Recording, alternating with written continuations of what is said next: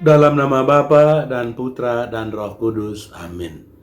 Bapak, Ibu, Saudara-saudari terkasih, salam jumpa kembali dalam renungan inspiratif Pesta Tritunggal Maha Kudus berdasarkan Injil Yohanes bab 3 ayat 16 sampai 18. Terpujilah Engkau Tritunggal Maha Kudus. Bapak, Ibu, Saudara-saudari terkasih, ada sebuah legenda tentang Santo Agustinus.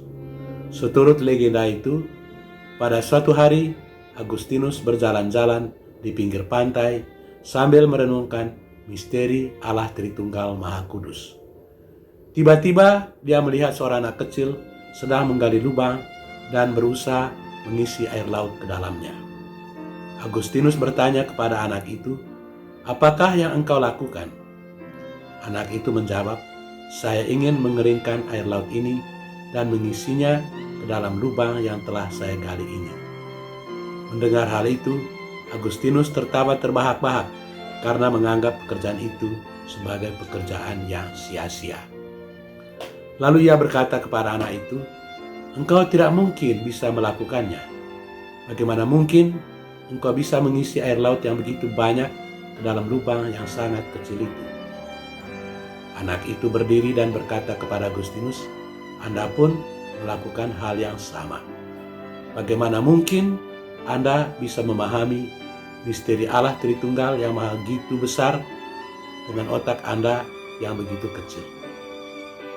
Sesudah itu, anak itu menghilang.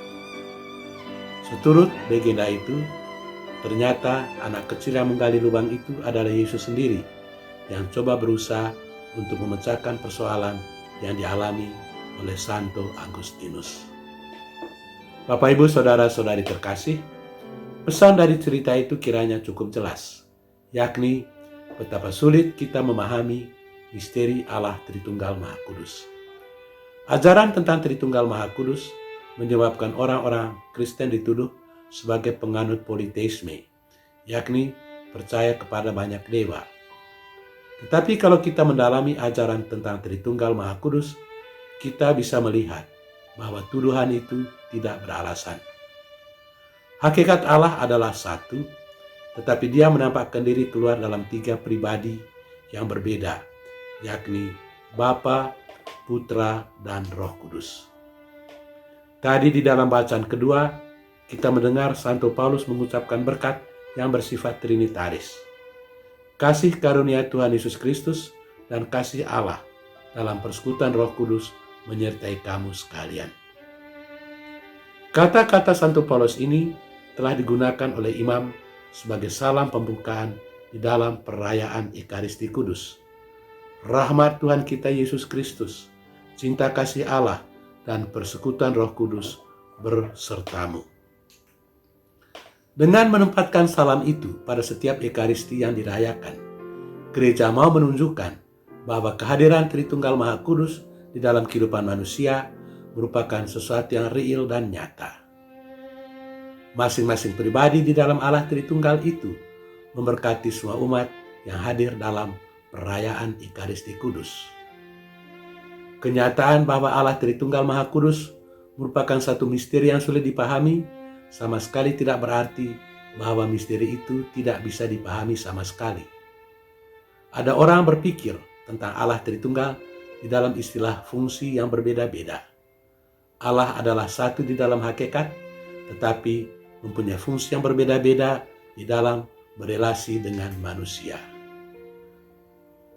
Allah adalah satu dan sama, tetapi di dalam berhubungan dengan manusia, Dia hadir dalam 3 pribadi yang berbeda, yakni Bapa, Putra, dan Roh Kudus dengan peran yang berbeda-beda.